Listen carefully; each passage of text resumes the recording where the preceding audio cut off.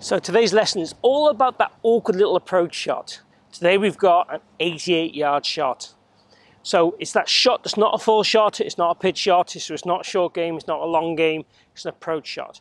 I'm going to share with you my 5 crucial best tips to help you become more successful from this range and give you more opportunities to get down in 2 from this location. So we're going to share with you all the key elements you need to be successful from here. If you're new to the channel, please give it a follow and also hit the notifications button. That really helps my channel. I really appreciate if you can do that. Keep watching to learn these 5 great tips to help you become a better approach player.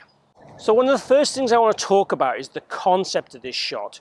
What I see whenever I watch my players on the golf course is they approach this shot just like a full shot. It's a smaller version of full shots. They stand like a full shot, they swing like a full shot, and they just hit a club and try and hit a full shot if they can. So they'll take a sand iron or a lob wedge and hit it with full power, and then they won't control the spin or trajectory or the proximity of the hole well enough. What we want to do is make this more of a finesse shot. We still want to hit it with speed. We still want to hit it with, let's say, some sort of aggression. We never want to dolly the shots, but we want to change things in our release, in our stance, and our approach to make the ball go shorter in distance. So I'm going to use a 50-degree wedge, okay, and I'm going to use less than the full shot. So let's go through these tips. The first tip is basically using less than the full shot. Inside 100 yards, I would never want any of my students to hit a full shot, unless it is downhill, downwind to a tight cut pin where they needed maximum height, maximum spin. Then I would probably say, okay, it's justified. Other than that, I'd want them to be looking at a shoulder height swing or a chest height swing as the length of swings that they would use. And that means lead arm to what you feel is shoulder and trail arm to shoulder as the maximum distance you would use. Tip number 2 is all about getting the setup right. So we want to see a narrow stance. The narrow stance itself will reduce the distance the ball will go. It also subconsciously, naturally changes our angle of attack and makes us a little bit more hitting down on the ball, gives us a steeper angle of approach. That in turn helps the contact a little bit. So make sure we get that ball on turf contact. Tip number 3, we want to see the lead foot flare. This helps me turn onto the golf ball and get through the golf ball. And we want our torso to be a little bit more active than our lower half when we hit an approach shot. In a full swing, the lower half has a bit more lateral bump. This upper half catches up. In a short shot like this, I probably want them to be a bit more working in what I would call tandem. So working pretty much at the same sort of time. So we cover the ball a little bit more. The last of the setup tips is really about where we place our pressure. So at address, I would want 60% of my pressure on the lead foot. I'd want to feel like we almost maintain that throughout the swing.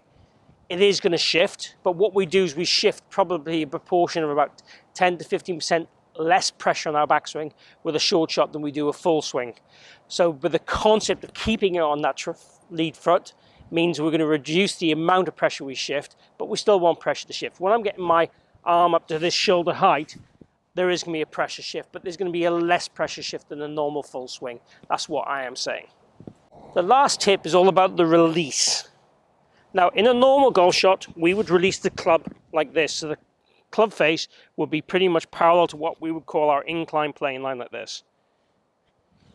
And when we go to hit an approach shot, I want you to feel that the club head goes down that target line longer. And I want to feel like it's almost like an underarm throw. So the release of the club would go more like this. So now it's no longer parallel to that plane line. It's going to be open to that plane line. So we're going to swing down the target line longer and keep that. This in turn reduces the distance the ball will travel. So if we want to hit a longer one, we can release it this way. The ball will travel further and it'll stop less quickly. It'll run more. So what we're after with this shot really is a shot that stops pretty quickly, possibly spins back a little bit if we've hit it with the right part of the club, the right speed, the right ball, the right greens, etc. But ideally we want it to just kind of one hop and check up. That's what we're looking for in an ideal world. So let's go through all of those things again. The first thing we're looking for really is taking a club that probably goes too far for what we want. We're then going to reduce the distance by swinging shorter, narrowing our stance, putting our pressure on the lead foot, and changing the length of the swing and the release of the swing. So it's a totally different technique. Some of the things that happen are totally subconscious and are created by how we stand to the golf ball. The main thing when we swing is we just have an effort to try and swing slightly more down the target line. Backswing's still the same. Through swing is definitely a little bit straighter, and we try and almost feel like there's a hold off release as a simplicity of the word. But we're really trying to feel that this club faces back towards our face a little bit more. That's what we're looking for. Okay, let's try a shot. So 88 yards. We'd also calculate the wind and elevation and so on. It's slightly downhill, so it's probably playing about 85. Narrow stance, foot flared. Pressure on the lead foot.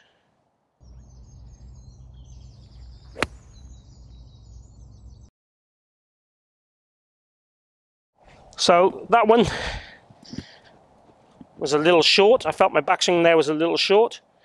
Let's try a slightly longer backswing on this next one.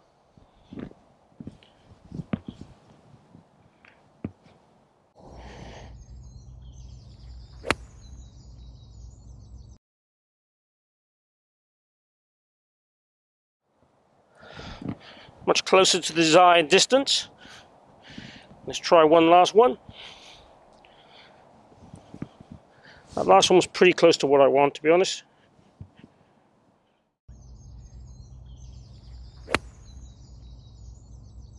That one should be good. Yeah, just a fraction short. So it's a cold morning here in the UK. I probably didn't calculate enough for the coldness. These shots I'd be reasonably happy with.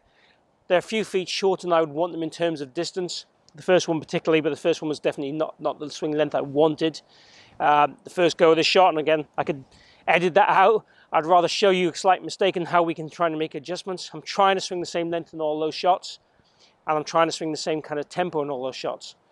If I found this was a consistent theme, then I'd have to readjust my calibration. I need to go to a longer club, and maybe it might be the same length swing, or I might make the swing a little bit longer, but I want the maximum length swing to be shoulder length.